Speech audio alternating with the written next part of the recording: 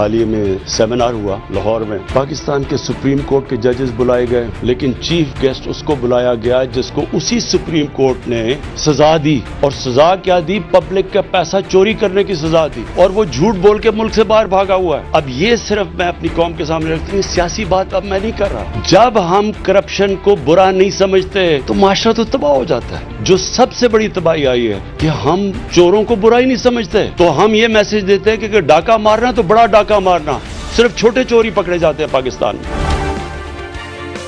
अस्सलाम वालेकुम नाजरीन, आप देख रहे हैं प्रोग्राम क्लैश। मेरा नाम है आयशा यूसुफ। नाजरीन, आजकल ऑडियो और वीडियो लीक्स का दौरा है। कभी एक जमात कोई वीडियो ले आती है सामने, कभी दूसरी ऑडियो जो है वो सोशल मीडिया पर गर्दिश करने लगती है। ऐसे में एक और आजकल वीडियो पिछले 2-3 दिन से हम देख रहे हैं सोशल मीडिया पर गर्दिश कर रही है और इस पर काफ़ी डिबेट भी हो रही है। और वो वीडियो है NA 133 के इलेक्शन से मुतालिक, जिसमें मुबैना तौर पर लगता ऐसा है कि नून लीग का कोई ऑफिस बना हुआ है और उस ऑफिस के अंदर 2 लोग बैठे हुए हैं। वो कुछ औरतों को बुलाते हैं, कुरान मजीद पर उनसे हल्फ लेते हैं और ये कहते हैं कि आप इस पर हल्फ लें कुरान मजीद पर कि आप वोट नून लीग को देंगे, और उसके बदले में उन्हें 2000 रुपए दिए जाते हैं। अब ये वीडियो सच्ची है झूठी है, क्योंकि इस पर दोनों तरफ से बातें आ रही हैं। जो नून लीग है वो कहती है कि ये वीडियो जानबूझकर इलेक्शन को मुतनाज़ करने के लिए बनाई गई है, जबकि दूसरी तरफ जो बाकी जमातें हैं उनकी जानिब से कहा जाता है कि हमारा इस वीडियो से कोई लेना देना नहीं। अब सवाल यह है कि अगर इलेक्शन मुतनाज़ होता है तो इसका सबसे ज़्यादा फ़ायदा किसको होगा, और ये वीडियो जो है अब इसके ऊपर फैसला तो इलेक्शन कमीशन ही करेगी।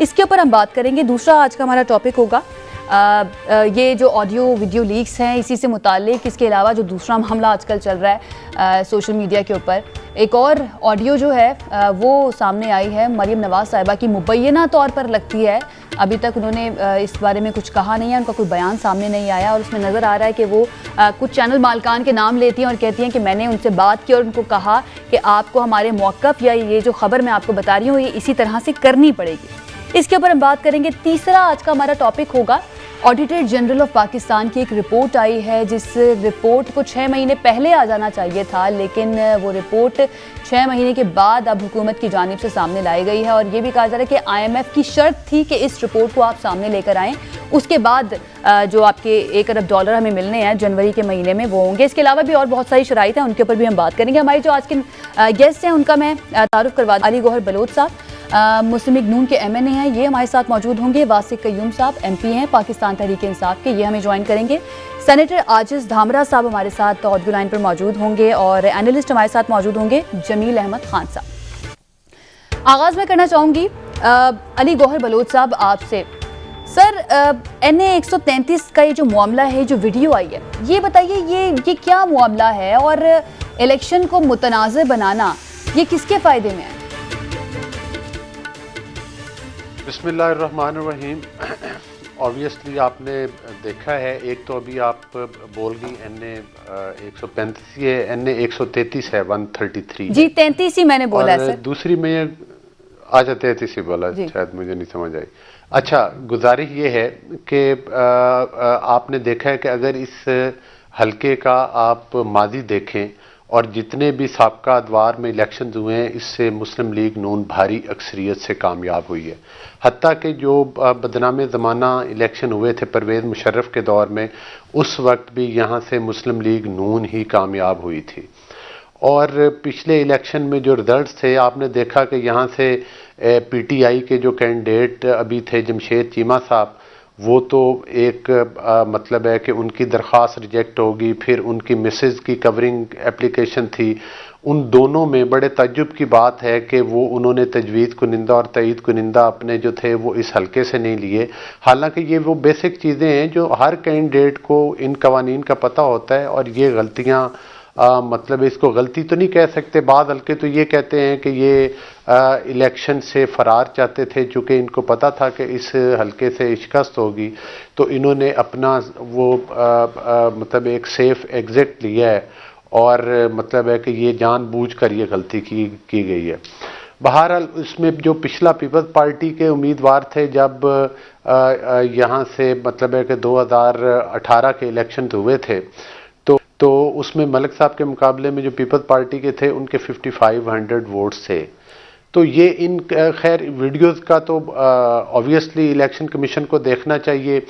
मैं मुस्लिम लीग की वीडियो पर बात कर लेता हूं कि अगर ये वीडियो मुस्लिम लीग की है तो जाहिर है अब तमाम जो हमारी लॉ इन्फोर्समेंट एजेंसीज हैं या इलेक्शन कमीशन ऑफ पाकिस्तान है वो उनमें उनके चेहरे हैं, वो लोग नज़र आ रहे हैं। तो सबसे पहले तो उन लोगों को पकड़ा जाए, फिर पता चले कि ये कोई मुस्लिम लीग के वर्कर थे, इनका रिकॉर्ड क्या है। जो पीपल्स पार्टी के लोगों की वीडियोस हैं उन लोगों को भी सामने लाया जाए और उनसे इन्वेस्टिगेशन की जाए। बड़ी सिंपल बात है।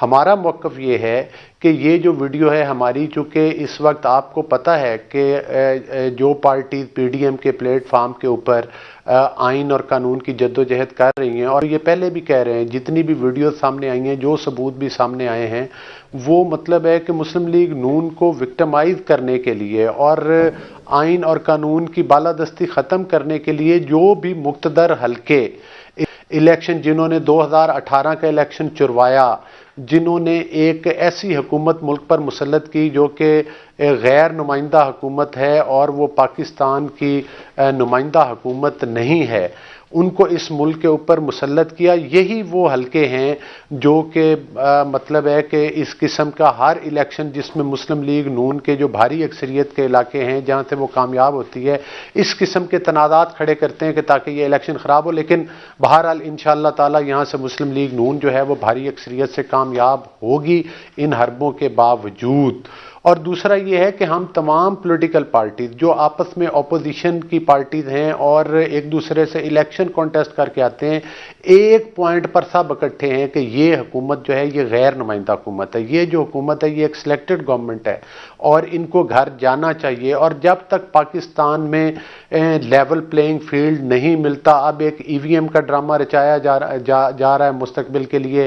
पहले आरटीएस सिस्टम के जरिए इस मुल्क के इलेक्शन को चुराया गया था।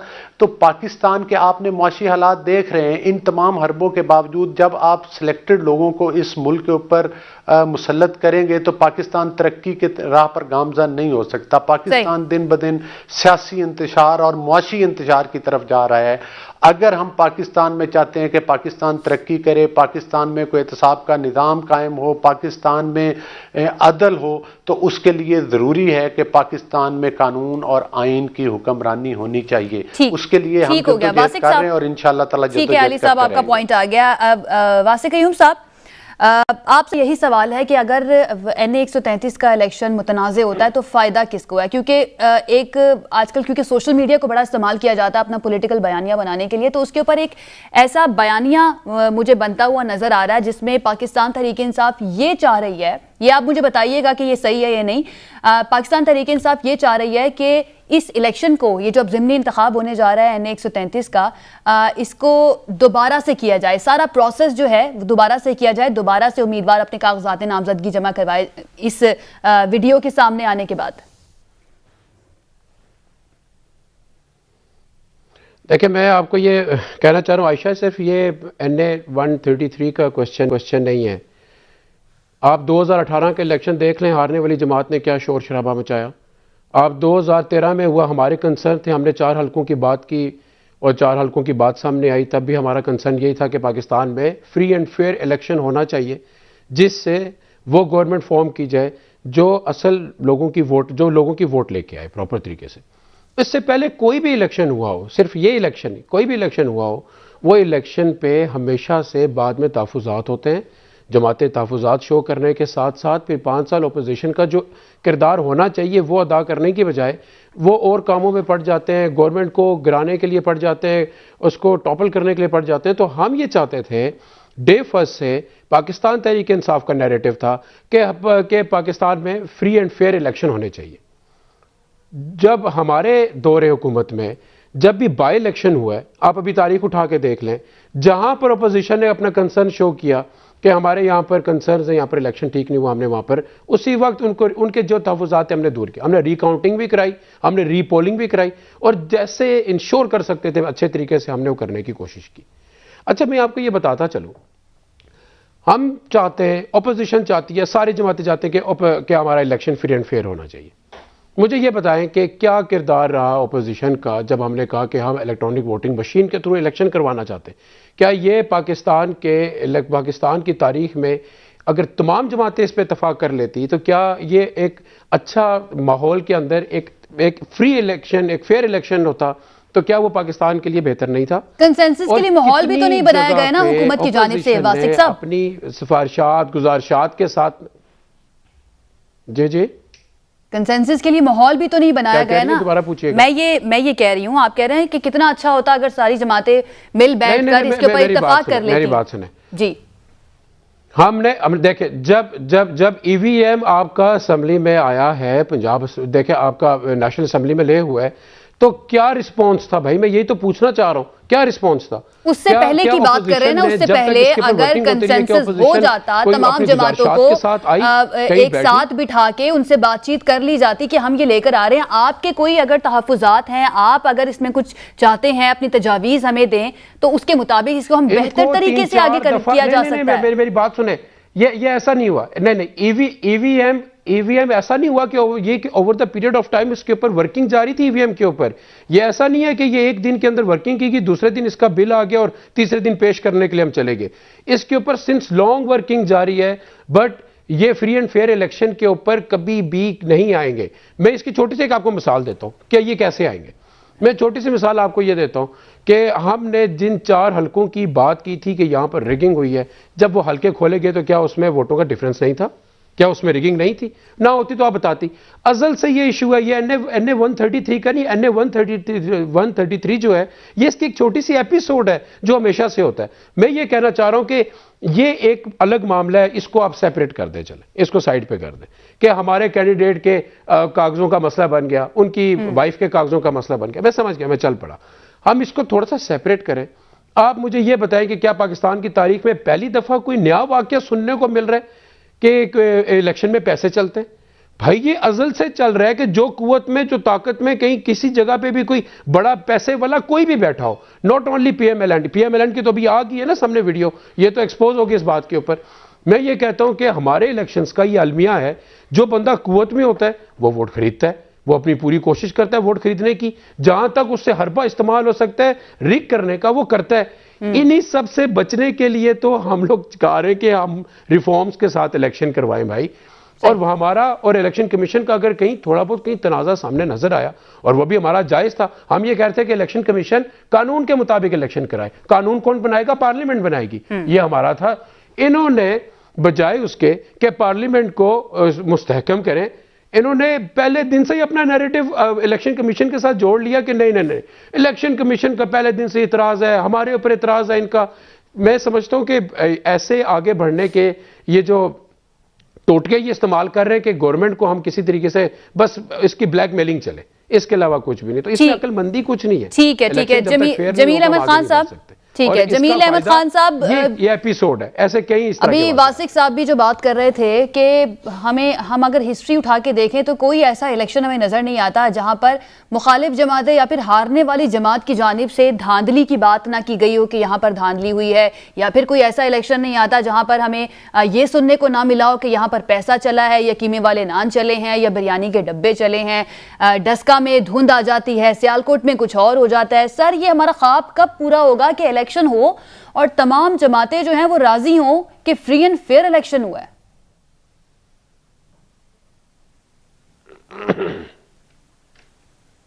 जी, हम एक इर्तिकाई दौर से गुजर रहे हैं, एक एवोल्यूशनरी प्रोसेस से गुजर रहे हैं।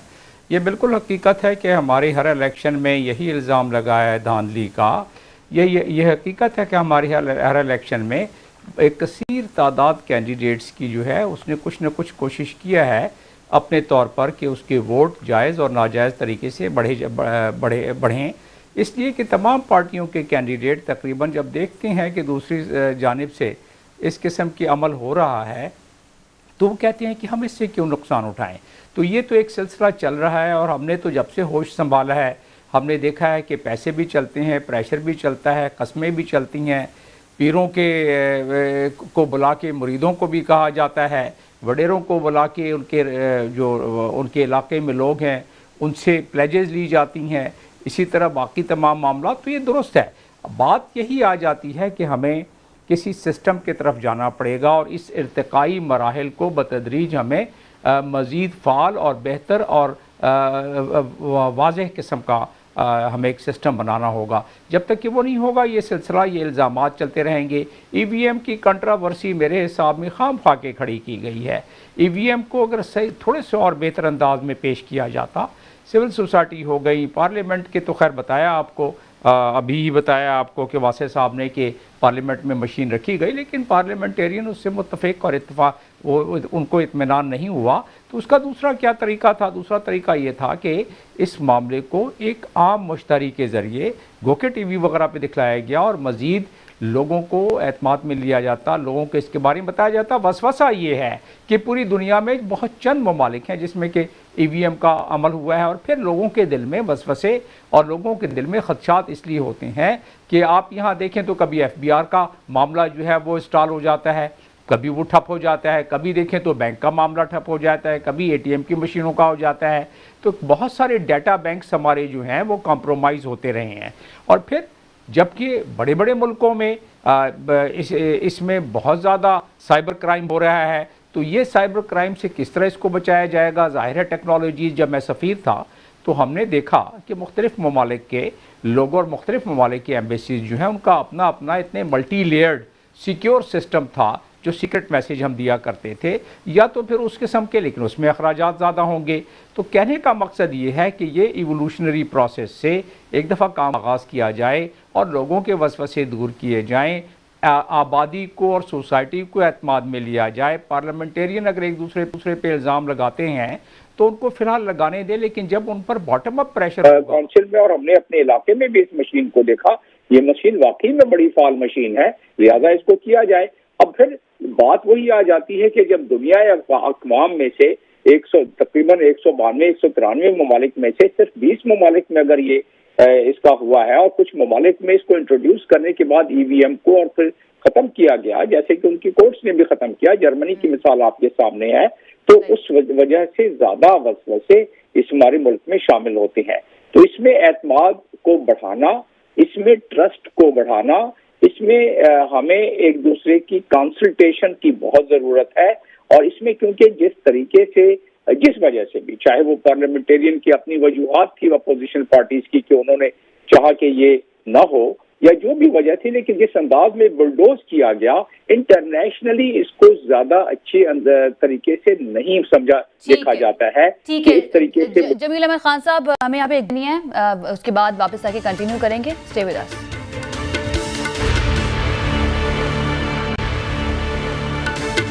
ब्रेक के बाद खुशामदीद नाज़रीन, हम बात कर रहे हैं NA 133 से मुतालिक और इससे मुतालिक जो वीडियो सामने आई है। अली गौहर बलोच साहब, मैं आपसे अब ये सवाल करना चाहूँगी कि अब तो वैसे इलेक्शन कमीशन ने इसका नोटिस ले लिया है और जो हायर अथॉरिटीज़ हैं उनको कह भी दिया है कि इसका फॉरेंसिक एनालिसिस किया जाए और मज़ीद इंफॉर्मेशन पैमरा से भी मांग ली गई है, इस वीडियो से मुतालिक दी जाए ताकि पता चल सके कि ये लोग थे कौन जो इस तरह से पैसे बांट रहे थे।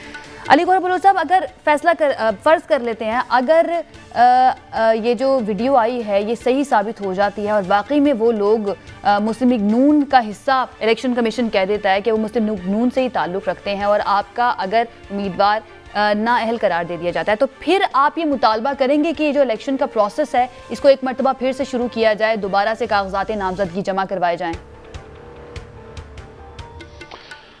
देखिए आयशा, सूरत ये है कि जैसे मैंने पहले आपको बताया कि जो ये सीट है ये मुस्लिम लीग नून की बड़े साल से मतलब है कि वो उन चंद सीटों में से जो कि मजबूत तरीन सीटें हैं। और इसको मैंने आपको रेफरेंस कोट किया कि परवेज़ मुशर्रफ के टाइम में भी आपने देखा कि उस वक्त भी जो इलेक्शन हुए थे जिसमें धांधली के ज़रिए जो है वो काफ लीग को जितवाया गया था, तो उस इलेक्शन में भी यहाँ से नून लीग ही कामयाब हुई थी। और जो पिछले इलेक्शन 2018 के हुए उसमें भी आपने देखा कि यहाँ पर जो मतलब है कि हम भारी अक्सरियत से इस सीट से कामयाब हुए। तो पहली बात तो ये है कि लाहौर मुस्लिम लीग का गढ़ है और यहाँ से हमें वोट को चोरी करने की ज़रूरत ही नहीं है। यहाँ से तो अगर सोपटाज किया जाता है तो हमारा इलेक्शन किया जाता है, और अगर इलेक्शन चुराने की बात की जाए तो हमारे इलेक्शन को चुराया जाता है। आपने देखा कि ये भी 4 हलकों की बात कर रहे थे। ये बताएं कि उस वक्त हमारे जो स्पीकर थे अयाज सादिक साहब, वो भी दोबारा इलेक्शन में गए थे तो वो दोबारा फिर कामयाब हो गए थे। ये धांधली की बात करते हैं। धांधली इस तरह से होती है जिस तरह से कि डस्का के इलेक्शन में ये लोग रंगे हाथों वोट चोरी करते हुए पकड़े गए, जहां पर इन्होंने जो हमारी स्टेट की मशीनरी है उसका बेदरेग इस्तेमाल किया। वहां पर मतलब है इलेक्शन चोरी करते हुए जब ये पकड़े गए तो इलेक्शन कमीशन ऑफ पाकिस्तान ने, सुप्रीम कोर्ट ऑफ पाकिस्तान ने इनको और इनकी हुकूमत को वोट चोर का सर्टिफिकेट दिया है। यानी आप कॉन्फिडेंट हैं कि यहाँ से आपका कोई भी नुमाइंदा हो तो ये सीट नून लीग की ही होगी, या हल्का नून लीग का ही होगा। ठीक है, बिल्कुल। इस हल्के का ट्रैक रिकॉर्ड ये है, लाहौर का ट्रैक रिकॉर्ड ये है। लिहाजा हम तो चाहेंगे कि तमाम पॉलिटिकल पार्टीज को लेवल प्लेइंग फील्ड मिले। अगर अली साहब ने बात कर ली, सिर्फ इसमें इजाजत दे दे, सिर्फ एक अपना कमेंट करने के लिए। मैं सिर्फ इसमें एक चीज, एक छोटी सी चीज, सिर्फ एक छोटी सी चीज, गुफ्तगू देखे ना, बात से बात निकल रही है तो चलो हम किसी हल की तरफ भी जाए ना। हमने इन पे कह दिया ये गलत करते हैं, इन्होंने हमें कह दिया गलत करते हैं। वे फॉरवर्ड क्या था वे फॉरवर्ड बताएं। वे फॉरवर्ड ये था कि हम कोई बिल लेके आए, हम कोई इंटरवेंशन करें इलेक्शन के लिए कि न्यू जो अगले इलेक्शंस होंगे वो इस इंटरवेंशन के साथ होंगे। उसको एक्सेप्ट करना था, उस पर अपनी राय देनी थी, या उसको भी रिजेक्ट करना था। वे फॉरवर्ड किया पब्लिक के लिए। क्या अवाम को हम यही कहानी सुनाते रहेंगे कि 2013 में इन्होंने क्या किया था और 2018 में हमें क्या, ये एक दूसरे को यही कहानी सुना रहे ना? हम छोड़ें इस बात को। पब्लिक चाहती है वे फॉरवर्ड किया। What is the way forward then?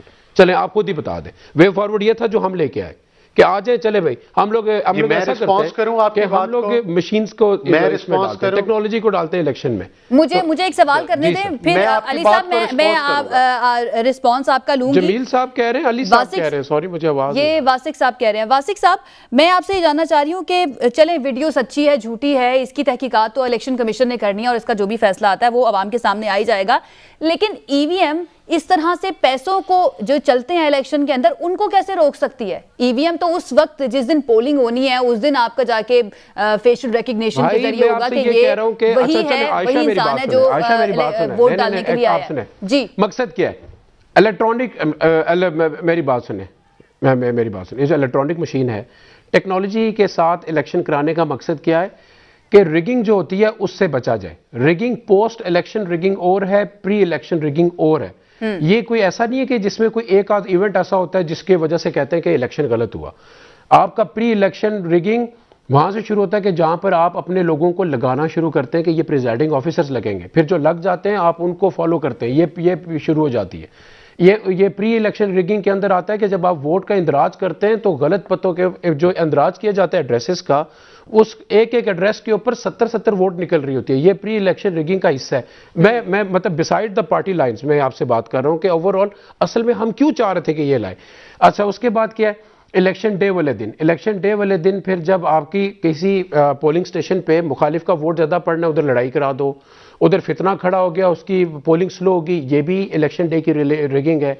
फिर उसके बाद लड़ाई झगड़े के अलावा ज्यादातर लोग कोशिश करते हैं कि जो अंदर अमला है वहां तक अपने रवाबित किसी तरीके से, इसी इलाके के लोग लगे ना भाई। साहब ये सब बातें जो आप मुझे बता रहे हैं, इसका हल ईवीएम तो नहीं है ना? सिर्फ ईवीएम तो इसका हल नहीं है ना? ये सब बातें जो आप, ये तो रवैयों की बात है या जो पहले फैसले किए जाते हैं। अच्छा चले, मैं बताता हूं आयशा, बिल्कुल ठीक है, चलो यहीं से चलते हैं, ऐसे ही चलते हैं। अगर इसका हल ईवीएम नहीं है, ईवीएम तो एक सिस्टम है जो हम देना चाह रहे थे। मैं ये कहता हूं इसका हल टेक्नोलॉजी है। हमने एक अब डब्बा ले आए, टेक्नोलॉजी का डब्बा ले आए, हमने कहा हम ईवीएम से इलेक्शन कराएंगे। भाई वो सही है गलत है, आज जो ना उसके ऊपर बयान दे दो, उसके आप आप उसमें अपना इनपुट दें कि भाई हम ये समझते हैं कि ये इफेक्टिव तब होगा जब हमारे इनपुट के साथ ये चलेगा। हम उसको सामने लेके आए, हम उसके ऊपर डिबेट करें, उसके ऊपर एक डेलिब्रेट डिस्कशन के बाद हम सोल्यूशन के साथ आए कि इसके ऊपर इलेक्शन होगा। उसका हरगिज़ ये मतलब नहीं था कि ईवीएम आ गया तो इसको लॉक कर दे। हमने तो इनको देखे ना, मैं आपको ये कह रहा हूं कि ईवीएम ऐसा तो है नहीं कि रात को ख्वाब आया सुबह ईवीएम आ गया। 1.5-2 महीने 3-4 महीने इसके कई अरसे से काम हो रहा था। 1.5-2 महीने तो एक्सटेंसिव इसके ऊपर ना आप समझे कि वर्कआउट हुआ हुआ है। अब मैं ये आपको कह रहा हूं कि अब उसके ऊपर हमें सोल्यूशन पे आना चाहिए था ना, कि दोबारा से हम इलेक्शन आने लगे और हमें एक दूसरे को पूरी कहानी सुनाए कि मैंने आपके साथ किया था, आपने मेरे साथ। ठीक है, अच्छा वासिक साहब, एक आखिरी सवाल का मेरे जवाब दे दें, उसके बाद हम अपने अगले टॉपिक की जानिब बढ़ेंगे। इलेक्टोरल प्रोसेस जो होता है वो जमहूरियत का आकाश होता है। जमहूरियत का आगाज होता है। लेकिन आप लोगों का उम्मीदवार जब इलेक्शन कमीशन की जानिब से उनको नाअहल कर दिया गया कि आप वो इलेक्शन नहीं लड़ सकते हैं, तो उसके बाद आप लोगों ने अपने जो सपोर्टर्स थे या जो आपके वोटर्स थे उनको ये मैसेज दिया कि आप लोग घर के अंदर ही रहें, कम से कम उनको जाके अपना हक की रायदही इस्तेमाल तो करने दें। ये सोल्यूशन निकाला आप लोगों ने कि अगर हमारा उम्मीदवार नहीं होगा तो फिर हमारे जो वोटर्स या सपोर्टर्स हैं वो बाहर ही ना निकले। वैसे भी ना जो आपके बाई इलेक्शंस होते हैं ना आयशा, मैं आयशा ये बात नहीं, मैं मेरी बात सुनेंगे। हर जमात का अपना वोटर मौजूद है, हर जमात का अपना वोटर मौजूद है, और वो वोटर जो है हर हालत में अपनी जमात के लिए वोट देने के लिए निकलता है। इस बात को समझिएगा। अगर आप ये कह रही हैं ना कि ये वेस्टर्न डेमोक्रेसी है जिसमें अगर घर में कोई वोट देने जा रहा है तो बच्चा वालिद को नहीं बता रहा, वालिद बच्चे को नहीं बता रहा, बीवी खावंद को नहीं बता रही, और बच्चे जो बेटी है वो माँ को नहीं बता रही, ऐसा नहीं होता। हमारे यहाँ पर हमारा थोड़ा सा हाइब्रिड सिस्टम है, शहरों के अंदर थोड़ा डिफरेंट है, देहात के अंदर बिल्कुल टिपिकल है। तो मैं आपको ये बताऊँ कि अभी इलेक्शन अगर ये होता है, लेट्स सपोज अगर ये जाते हैं इलेक्शन की तरफ, तो मैं आपको ये बताऊँ इनकी अगर जो जिस जमात का वोटर होगा वो निकलेगा अपनी वोट देने के लिए, और वैसे भी टर्नओवर कम होता है, और टर्नओवर कम बाई इलेक्शंस के अंदर हमेशा 30% 35% इसको तो क्रॉस ही नहीं करता। इक्का दुक्का जगह पे कहीं बहुत कोई आप समझे कांटेदार मुकाबला था तो वो कहीं 45% पे चला जाए, अगर चला जाए। अदरवाइज जो मैं समझता हूँ कोई ऐसी बात नहीं है। इक्का दुक्का को बहुत करीबी आदमी होगा तो शायद वो डिसहार्ट होकर अंदर चला जाए, वो कुछ सदमे में जा सकता है। अदरवाइज आप देखेंगे जितने बाई इलेक्शंस हुए वो होते ही 25% 30% टर्नओवर के साथ होते हैं। अभी भी जो अगर इलेक्शन हो जाता है तो वो ऐसा ही होगा। मैं नहीं समझता उसके अंदर कोई बड़ा अपसेट होगा कि लेट्स सपोज टोटल 10% पे टर्नओवर आ गया हमारे कहने पे, ऐसा बिल्कुल नहीं है। ठीक है, बहरहाल आपने मैंने जो सवाल किया था उसका जवाब नहीं दिया। अपने अगले टॉपिक की जानिब हम आ जाते हैं, और वो ये है कि इस्लामाबाद हाई कोर्ट में ये जो जस्टिस साकिब निसार की ऑडियो लीक आई थी उससे मुतालिक समाअत हुई है, और उन्होंने ये कहा है, इस्लामाबाद हाई कोर्ट की जानिब से ये कहा गया है कि जब जिन लोगों के बारे में ये ऑडियो आई है, जिनको रिलीफ उनके मुताबिक मिल सकता है, वो ही इसको अदालत में नहीं लेकर आना चाहते, तो फिर हमें इस बारे में क्या करना चाहिए। बहरहाल उन्होंने इस दरख्वास्त के काबिल समाअत होने से मुतालिक attorney general of Pakistan Ayesha, ये तो वो सवाल है जो मेरे से आप मुझसे पूछ रही है ना। नहीं, मैं अली गौहर बलोच साहब से ये स्टार्ट करना चाहूंगी। अली साहब, अब तो इस्लामाबाद हाई कोर्ट ने भी कह दिया है कि जिनसे मुतालिक ये ऑडियो लीक है वो ही इसको अदालत में नहीं लेकर आ रही हैं, तो इस पर हम क्या कर सकते हैं? क्यों नहीं अदालत लेकर जा रही है मुस्लिम लीग नून इन ऑडियोज को, या जो सारे सबूत अभी तक इकट्ठे किए हैं जिनके बलबूते पे नून लीग कहती है या मरियम साहिबा कहती हैं कि हमारी तो जीत हो चुकी है अखलाकी तौर पे? देखें, पहली भी जो बात है आयशा, आपने सवाल किया और आपने टाइम भी उनको ज्यादा दिया। मैं ये गुजारिश करूंगा कि मैं उनको रिस्पांस करना चाह रहा था। जी, आप पहले वो रिस्पांस बात ये है कि पहले, हाँ जी, मैं बिल्कुल वो रिस्पांस करूंगा। बात यह है कि ये पहली बात तो ये है कि इलेक्शन कराना हुकूमत का काम नहीं है, इलेक्शन कराना इलेक्शन कमीशन ऑफ पाकिस्तान का काम है। लेकिन हमेशा हुकूमतों के ऊपर इल्जामात लगते रहे हैं ना, असरअंदाज होने के। मेरी नहीं, आप इंटरप्ट ना करें, मैंने आपको नहीं किया। देखिए, गुजारिश ये है कि ये एक जादू का डिब्बा ले आए। इनको पता है कि पहले आरटीएस भाई, आप मेरी बात मुकम्मल होने दें। आप बोले ये मतलब है कि हाँ, मुझे बात मुकम्मल करने दें। आप क्यों बार-बार बोल रहे हैं इस तरह? तो फिर आप भी बात नहीं कम कर सके। जी करें आप करें। देखिए, गुजारिश ये है कि ये काम इलेक्शन कमीशन ऑफ पाकिस्तान जो है ये उसका काम है। और दूसरी बात ये है कि इलेक्शन कमीशन ऑफ पाकिस्तान ने इस पर तहफ़्फ़ुज़ात का इज़हार किया। फिर जितनी सियासी पार्टीज थी, उन तमाम जो अपोजिशन की पॉलिटिकल पार्टीज थी, तो उनमें से बल्कि जमात इस्लामी भी हमारे साथ इस इशू पर मिली, और उन्होंने भी मतलब है कहा कि ये इलेक्ट्रॉनिक वोटिंग मशीन नहीं होनी चाहिए। फिर चूंकि इनको पता है कि पहले हमने आरटीएस सिस्टम से फ़ायदा उठाया, अब शायद ईवीएम के ज़रिए हम जीत जाएंगे, तो इन्होंने इस डब्बे को अपने हाउस की, जो कि मतलब है कि एक सिलेक्टेड गवर्नमेंट को चंद वोटों की अक्सरियत है, उसके ज़रिए इन्होंने कौम पर मुसल्लत करने की कोशिश कर रहे हैं। इसके मुकाबले में 2017 में लेजिस्लेशन हुई थी। जब 2017 में लेजिस्लेशन हुई थी उस वक्त हमारी गवर्नमेंट थी, और आपको पता है कि उसमें 117 मीटिंग हुई थी पॉलिटिकल पार्टीज की, 117 मीटिंग्स हुई थी। और उन मीटिंग्स के बाद आपको पता है कि उसके ऊपर इत्तफाक राय पैदा किया गया और इंक्लूडिंग पीटीआई तमाम पॉलिटिकल पार्टीज ने मिलकर उस पर रिफॉर्म्स की और वो मुश्तरका रिफॉर्म थी। जो कौमी इश्यूज होते हैं, जो मतलब है कि इलेक्शन किसी एक पार्टी का तो नहीं है, ये तमाम पॉलिटिकल पार्टीज के स्टेक्स हैं। इस पर आप अपनी अददी अक्सरियत के बलबूते के ऊपर कोई फैसला पूरी पाकिस्तानी कौम के ऊपर मुसल्लत नहीं कर सकते। और इलेक्ट्रिक ये जो मशीन है ये टोटल 18 के 19 ममालिक में आई थी, जिसमें से 10-12 ऑलरेडी इससे क्विट कर चुके हैं और जर्मनी ने तो इस पर लेजिस्लेशन की और अपने आइन में दे दिया है कि इस मशीन के जरिए इलेक्शन नहीं हो सकते। असल इशू ये है कि वो मुक्तदर हल्के और हैं जो इस सारे पॉलिटिकल सिस्टम के ऊपर असरअंदाज होते हैं, जो इन कठपुतली हुकूमतों को बनाते हैं, जो लोगों की वफादारियां तब्दील करते हैं, जो मतलब है कि इलेक्शन से पहले ही इलेक्शन की धांधली की प्लानिंग करते हैं। ये तो उनके बेनिफिशियरी हैं उस सिस्टम के। पहले काफ लीग थी, आज ये बैठे हैं, आने वाले वक्त में शायद कोई और भी इस तरह से अटेम्प्ट करेगा। तो असल मकसद ये है कि जब तक वो लोग जो इस सिस्टम को सोपटाज करते हैं वो नहीं रुकेंगे और वो इस मुल्क का एक बाअसर तबका है जो कि इस पूरे सिस्टम को सोपटाज करता है, जब तक उनका रास्ता नहीं रोका जाएगा और उनका किबला दुरुस्त नहीं होगा तब तक ये ईवीएम मशीनें और आरटीएस सिस्टम पैदा होते रहेंगे। दूसरी बात आपने की कि जो हाई कोर्ट में मामला आया, देखें बात ये है कि हमारे जब आप लोगों ने करना था भाई, मेरी बात मुकम्मल होने दे, जब आपको बारी मिलेगी तो आप अपनी खुलकर बात कीजिएगा। जी अली साहब आप कंप्लीट कीजिए, उसके बाद मुझे जमील साहब पे भी जाना है, वो काफी देर से वेट कर रहे हैं। मैं तो असल में मैं थोड़ी सी क्लैरिटी चाह रहा होता हूं, आप एकदम रेस हो जाते हैं, मैं तो क्लैरिटी सिर्फ चाह रहा हूं भाई के नहीं रेस आप हो रहे हैं ना, आप बार बार इंटरप्ट कर रहे हैं। जब आप बात कर रहे होते हैं तो मैं आपकी बात में मुदाखलत नहीं करता, आप अपनी बारी का इंतजार करें। गुजारिश ये है कि ये जो हाई कोर्ट में मामला है, मैं आपसे क्लैरिटी सुनना चाह रहा था भाई। इस मामले के ऊपर आपको पता है कि जस्टिस सिद्दीकी साहब का बयान आया। जस्टिस सिद्दीकी साहब के उस बयान के ऊपर उनको उनकी नौकरी से बर्खास्त कर दिया गया, लेकिन जो उन्होंने बात की थी उस पर तहकीकात ना करवाई गई और किसी की रिस्पॉन्सिबिलिटी फिक्स ना की गई। फिर जिस जज ने मियां नवाज शरीफ साहब को सजा सुनाई थी, उस बेस पर जो उनकी वीडियो लीक हुई थी, उस वीडियो के बेस पर उनकी नौकरी खत्म कर दी गई, लेकिन उनके फैसलों को कालअदम करार ना दिया गया। फिर आपने देखा कि प्रेसिडेंट ऑफ पाकिस्तान ने जस्टिस कादी फायद ईसा साहब के खिलाफ रेफरेंस भेजा। वो रेफरेंस जो है वो मतलब है कि वो रेफरेंस उनका खारिज हुआ और कादी फायद ईसा साहब सुरखरू हुए, लेकिन इखलाकी तौर पर भी मुस्ताफी हो जाना चाहिए था। आज भी वो प्रेसिडेंट वहां पर बैठे हैं।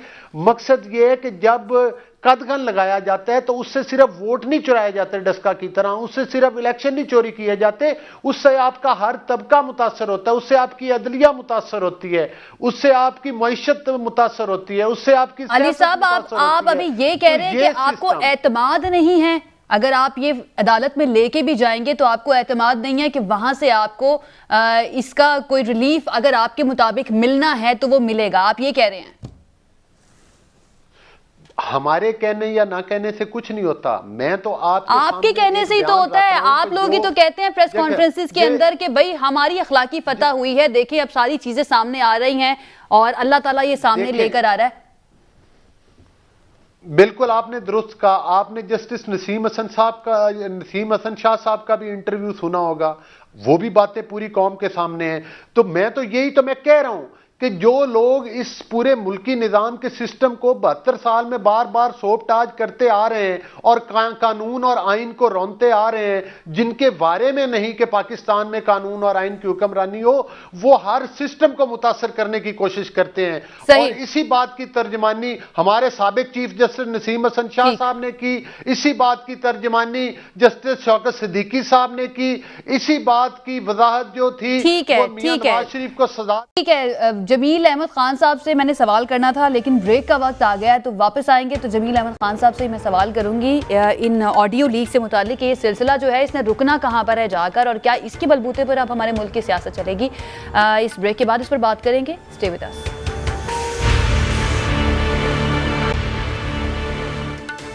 ब्रेक के बाद खुशामदीद। जमील अहमद खान साहब, एक वक्त था जब किसी की ऑडियो या वीडियो इस तरह से सामने आ जाना इसको एक अच्छी चीज़ नहीं समझा जाता था, बल्कि इसको प्राइवेसी ब्रीच कहा जाता था और बड़ा इसको समझा जाता था कि ये एक अच्छी चीज़ नहीं है, इसको इस तरह से नहीं होना चाहिए। लेकिन आजकल जो हम देख रहे हैं, जो सियासत हम देख रहे हैं, वो लगता है कि इन्हीं ऑडियो और वीडियोज़ के बलबूते पर हो रही है।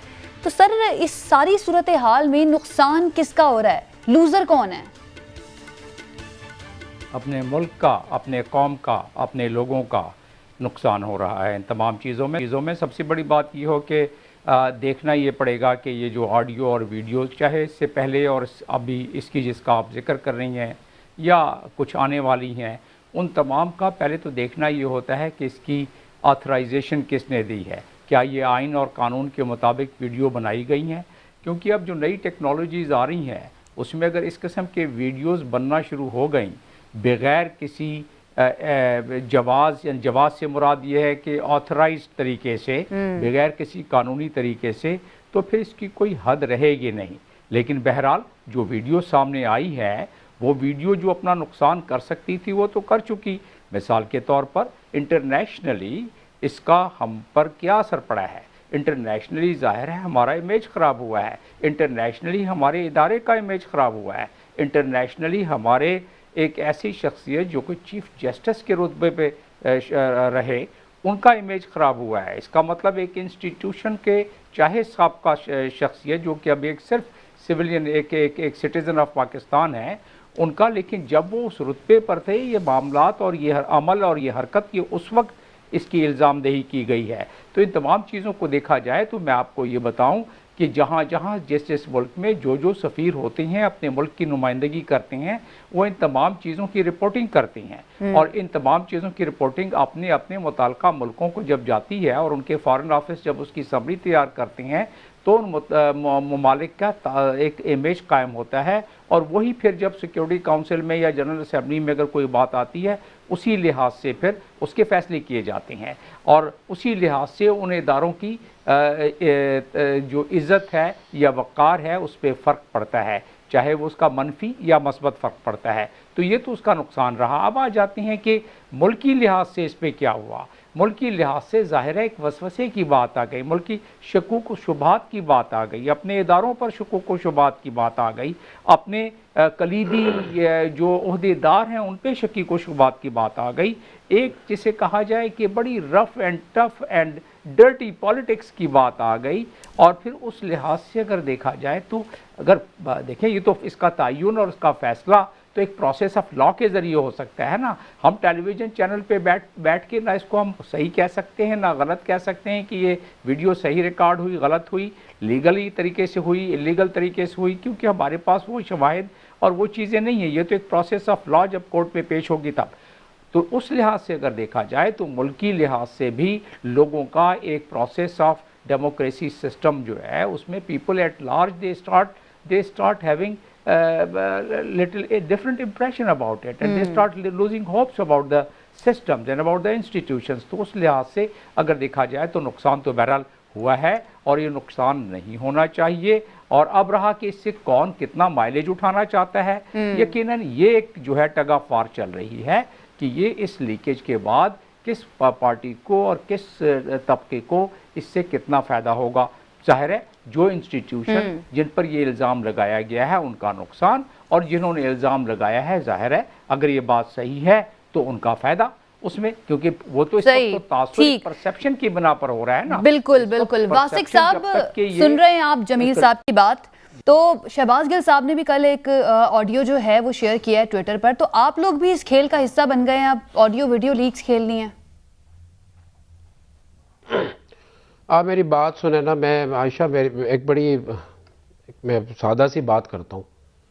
सादा सी बात यह है कि जब से सबसे पहली बात यह है कि जब कोर्ट के पास केस गया नवाज शरीफ साहब का, तो सबसे बड़ा जश्न इन्होंने बनाया, मिठाई खाई, और कोर्ट ने जब इनके हक में फैसला नहीं दिया तो कोर्ट सारी खराब है, बाइस्ड है और उनके फैसले दुरुस्त नहीं है, और किसी के कहने पे किया, यानी कि मलाइन भी किया कि ये इदारा ही ठीक नहीं है, जो कि बहुत इंपॉर्टेंट पिलर है।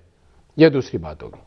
फिर उसके बाद जब ऑडियोज आती हैं, वीडियोज आती हैं, राना शमीम का केस हो, अरशद मलिक का केस हो, चीफ जस्टिस, साबिक चीफ जस्टिस का केस हो, इस सारे केसेस का लिंक किससे है? नवाज शरीफ केस से है। तो क्यों नहीं आप अपने केस में जाके इसको एज एविडेंस के तौर पे आप पेश करते? अच्छा, जो पहले थे वो भी खराब हैं, जो अब हैं वो भी खराब हैं। जब तक इनके हक में फैसला नहीं आएगा तब तक ये ठीक नहीं होंगे। ये कौन सा कानून है? मैं अक्सर कहता हूं कि वो जो टर्म यूज की गई थी सिसिलियन माफिया, उसकी क्या तारीफ है?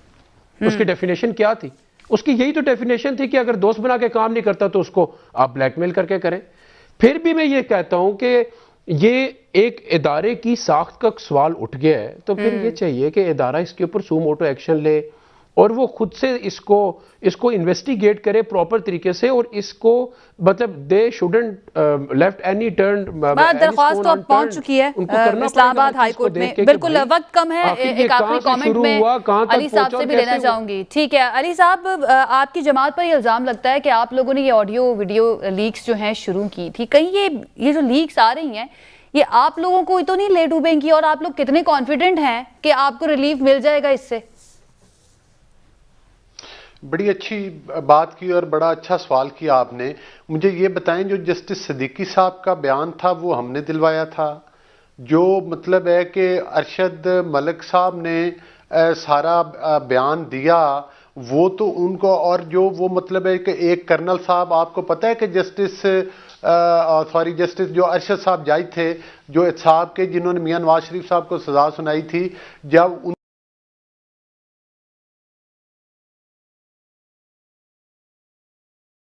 क्या वो भी वीडियो हमने बनवाई थी उनकी, और उसका भी फरानिक करवा ले कि वो झूठी।